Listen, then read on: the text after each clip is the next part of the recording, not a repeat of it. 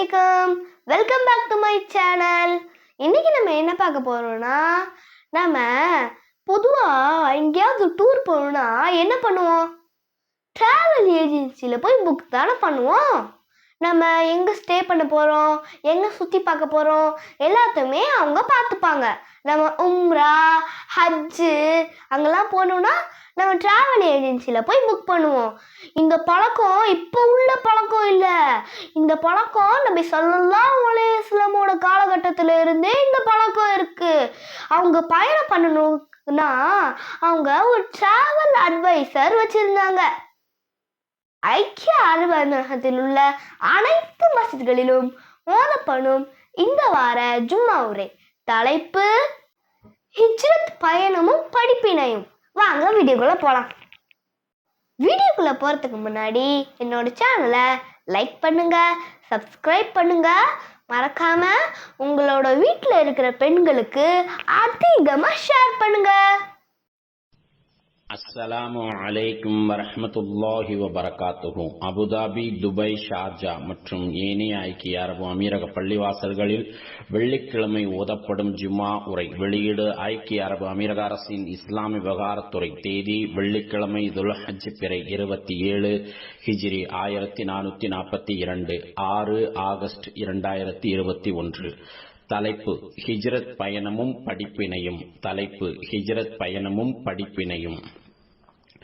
எல்லா புகழும் அல்லாஹ்வுக்கே. அவன்தான் வானம் பூமியின் இறைவனாக இருக்கிறான். நபிகளின் ஹிஜ்ரத் பயணத்தை வரலாற்று சிறப்பு மிக்கதாகவும் படிப்பினை தரக்கூடியதாகவும் நல்லுபதேசம் நிறைந்ததாகவும் இறைவன் வைத்திருக்கிறான். மேலும் வணக்கத்திற்குரியவன் அல்லாஹ்வின்றி வேறு யாரும் இல்லை. ஆட்சி அதிகாரங்கள் அவன் வசமே உள்ளன. அவனுக்கு யாதொரு இணையும் இல்லை என்று நான் சாட்சி கூறுகிறேன். எங்கள் திருநபி முஹம்மது ஸல்லல்லாஹு அலைஹி வஸல்லம் அவர்கள் அல்லாஹ்வின் அடியாராகவும் தூதராகவும் இருக்கிறார்கள் என்று நான் சாட்சி கூறுகிறேன்.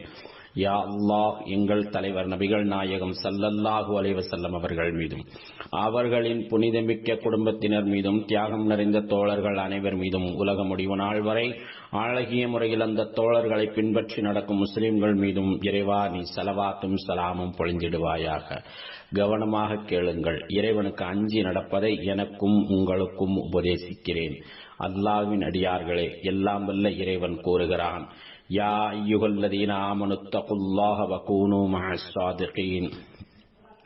நம்பிக்கையாளர்களே, அல்லாஹ்வுக்கு பயந்து கொள்ளுங்கள், மேலும் சொல்லிலும் செயலிலும் உண்மையாளர்களுடன் இருங்கள் என்று இறைவன் கூறுகிறான்.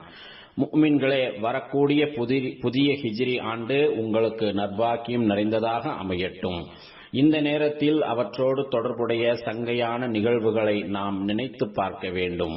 அதுதான் மக்காவிலிருந்து மதீனா நோக்கி இறைத்தூதர் கண்மணி நாயகம் ஸல்லல்லாஹு அலைஹி வஸல்லம் அவர்கள் மேற்கொண்டிருந்த ஹிஜ்ரத் பயணமாகும். இந்த பயணம் மனித குலத்திற்கு மாபெரும் நீட்சியாகவும் நாகரீக மேம்பாடாகவும் திகழ்கிறது.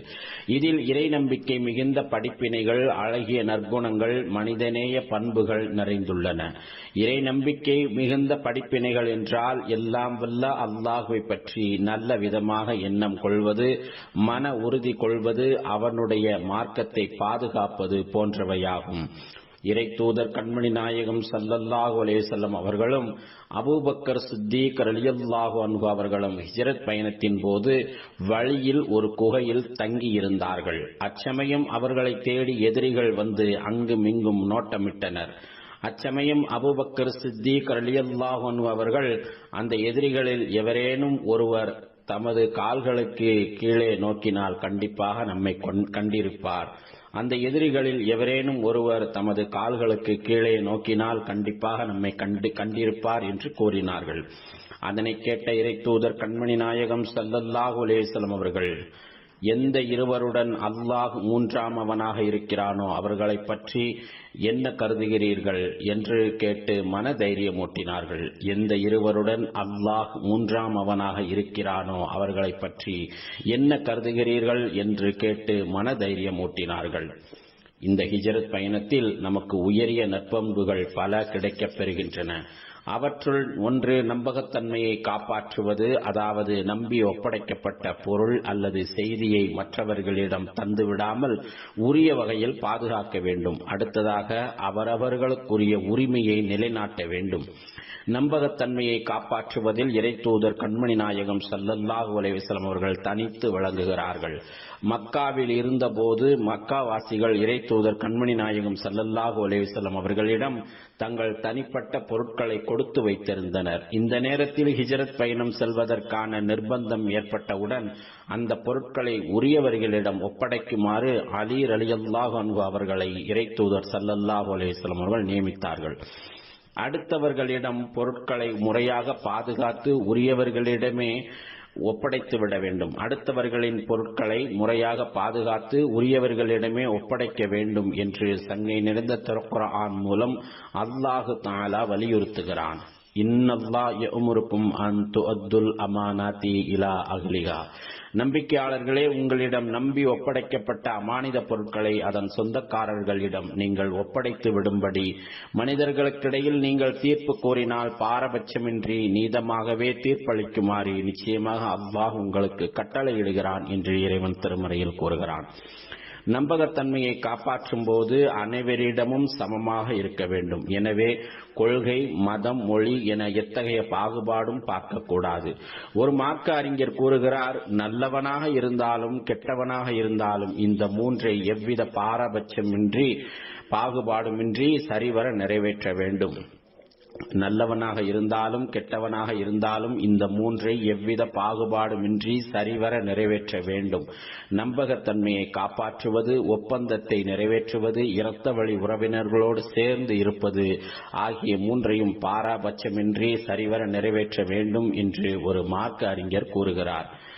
மனிதநேய நற்பண்புகளை இந்த ஹிஜ்ரத் பயணம் நமக்கு கற்றுத் தருகிறது. தேவைப்படும் போது முஸ்லிம் அல்லாதவர்களிடமும் உதவிகள் பெற்றுக் கொள்ளும் பண்பை நமக்கு போதிக்கிறது.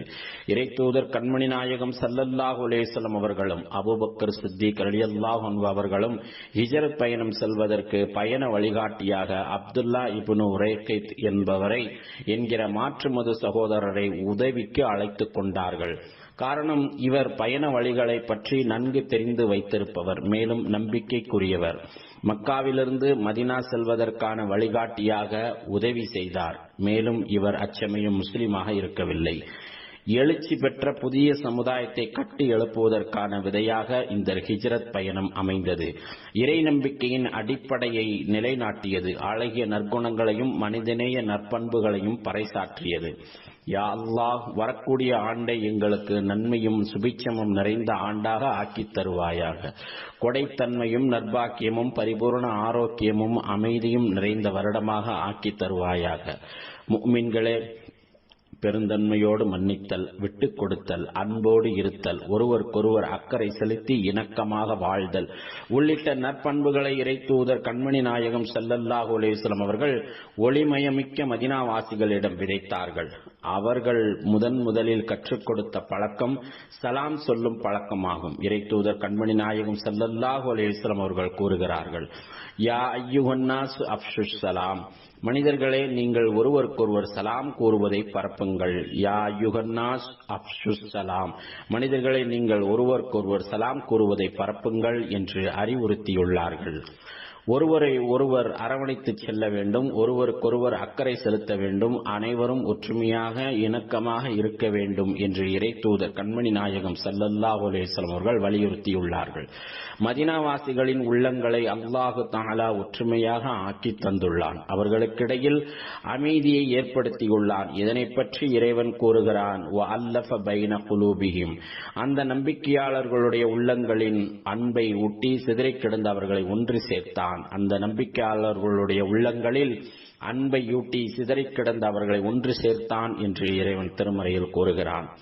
விட்டுக் கொடுக்கும் பண்பு, அனைவரையும் நேசிக்கும் உயரிய குணம், எல்லோர் மீதும் கருணை காட்டும் வழக்கம், யாவர் மீதும் அக்கறை செலுத்தும் பழக்கம் என உயரிய தன்மைகளை பெற்று அம்மக்கள் அனைவரும் ஓரணியில் திரண்டு ஒரே கட்டிடம் போன்று திகழ்ந்தார்கள். இறைத்தூதர் கண்மணி நாயகம் ஸல்லல்லாஹு அலைஹி வஸல்லம் அவர்களின் பின்வரும் அறிவுரையை எடுத்து நடந்தார்கள். அல் முஸ்லிமு மன் சலிமன் நாசு மின் லிசானிஹி வ யதிஹி வல் முஹாஜிரு மன் ஹஜர மா நஹல்லாஹு அன்ஹு. ஒரு முஸ்லிம் என்பவர் அவருடைய நாவினால் கைகளால் மற்ற மக்கள் அமைதி பெற்றிருக்க வேண்டும். ஒரு முஹாஜிர் என்பவர் அல்லாஹ் தடை செய்தவற்றை விட்டு தவிர்ந்திருப்பார். ஒரு முஸ்லிம் என்பவர் அவருடைய நாவினால் கைகளால் மற்ற மக்கள் அமைதி பெற்றிருக்க வேண்டும். ஒரு முஹாஜிர் என்பவர் அல்லாஹ் தடை செய்தவற்றை விட்டு தவிர்ந்திருப்பார் என்று இறை தூதர் ஸல்லல்லாஹு அலைஹி வஸல்லம் அவர்கள் கூறியுள்ளார்கள். யா அல்லாஹ், எங்கள் தலைவரும் எங்கள் நபியுமாகிய முஹம்மது நபி ஸல்லல்லாஹு அலைஹி வஸல்லம் அவர்கள் மீதும் அவர்களின் புனிதமிக்க குடும்பத்தினர் மீதும் தியாகம் நிறைந்த அவர்களின் தோழர்கள் மீதும் ஸலவாத் என்னும் இரேற்றத்தையும் சலாம் என்னும் அமைதியும் பரக்கத் என்னும் நற்பாக்கியங்களையும் தந்தருள்வாயாக. யா அல்லாஹ், இந்த தேசத்தின் ஜனாதிபதி ஷேக் ஹலீஃபா பின் ஜாயித் அவர்களுக்கு அனைத்து நல்ல முயற்சிகளுக்கும் நீ உதவி புரிவாயாக. உனது அரவணைப்பிலும் உனது பாதுகாப்பிலும் அவர்களை நீ பாதுகாப்பாயாக. யா அல்லாஹ், மாண்புமிகு ஷேக் ஜாயித் மற்றும் மாண்புமிகு ஷேக் மக்தும் மேலும் ஏனைய அமீரக ஆட்சியாளர்கள் உனது பொருத்தத்தை நோக்கி உன்னிடம் வந்து சேர்ந்த காலம் சென்ற ஆட்சியாளர்கள் அனைவருக்கும் நீ அருள் புரிவாயாக. யா அல்லாஹ், எங்கள் தந்தைமார்களுக்கும் தாய்மார்களுக்கும் நீ கிருபை செய்வாயாக. மேலும் எங்கள் இரத்த வழி உறவினர்களுக்கும் யாருக்கெல்லாம் நாங்கள் கடமைப்பட்டிருக்கிறோமோ அவர்களுக்கும் நீ கிருபை செய்வாயாக. யா அல்லாஹ், எங்கள் இறைவனே, எங்களுக்கு நீ இம்மையிலும் நன்மை அளிப்பாயாக, மறுமையிலும் நன்மை அளிப்பாயாக. நரக நெருப்பின் வேதனையிலிருந்து எங்களை நீ பாதுகாப்பாயாக. அல்லாஹ்வின் அடியார்களே, மகத்தான அல்லாஹ்வை நினைவு கூறுங்கள், அவன் உங்களை நினைவு கூறுகிறான். தொழுகையை நிலைநாட்டுங்கள். ஸதகல்லாஹுல் அலீம். வஸ்ஸலாத்து வஸ்ஸலாம் அலா ரசூலின் நபியில் கரீம். எல்லாரும் இந்த பயானையும் துவாவையும் கேட்டீங்களா? இன்ஷா அல்லாஹ் நாம் கேட்கும் அனைத்து துவாக்களையும் அல்லாஹ் கபூல் செய்வானாக. அஸ்ஸலாமு அலைக்கும்.